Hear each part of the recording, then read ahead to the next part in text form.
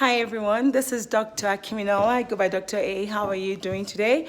I believe you're blessed, highly favored. I am as well. I just wanted to say a few words because everybody's reading it in the papers and reading it on the news about vaping amongst our very young teenagers as well as the adolescents. And I'm sure many people are thinking, oh yeah, it's their problem. It's never going to come to me. I know my kid's doing well. There's really no reason why he should be doing or she should be doing this. And I am a pediatrician and I really see all the kids between 0 and 21. I particularly love the teenagers just because of, just the way they're made. I'm very passionate about them. And I have seen a lot of my patients in the clinic having the same vaping problem. And one of the things they've been saying that's been very, very surprising is how easily accessible this is.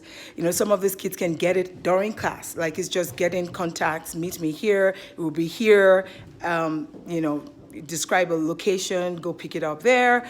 Some of the kids have access to their parents' Amazon account, and I had a few kids buy some things that they actually told me it is rheumatology. This is not as bad as all the adults are making it to be. This is really good for your health. You can vape this essential oil, you can vape nicotine, you can vape all this stuff. Those things that are very dangerous to their health and to the lungs. And many of them are coming back, having real concerns and complaints. I'm not able to do my normal daily activities. I used to run track and now I am so breathless. And because there's a lot of noise about vaping being dangerous and some kids dying, some of them have been like, okay, let me come true and let my parents know that I have been vaping. The real reason why I wanted to do this video is because I don't want any parent or any caretaker or somebody that is taking care of a very young teenager to think this is not a big deal. It's probably those kids. This is happening to very good kids. Very good kids can make very bad decisions. They can make decisions that are based on lack of information and peer pressure.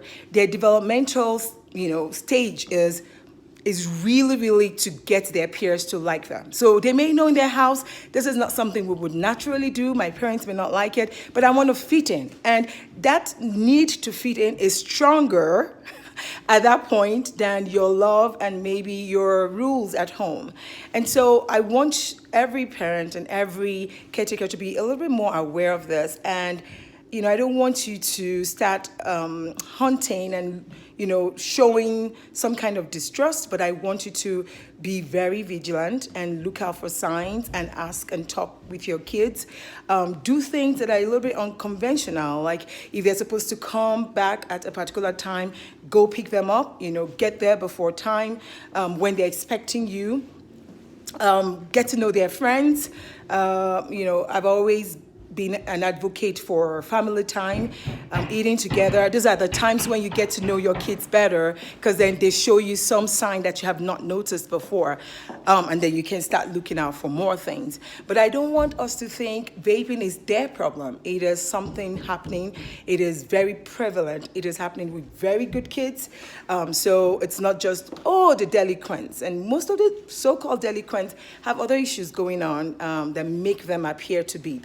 I don't think there's any bad kid at all. But I want us to realize that the straight A students is the kids that are doing sports, is the kids that are, in the debating society doing very well.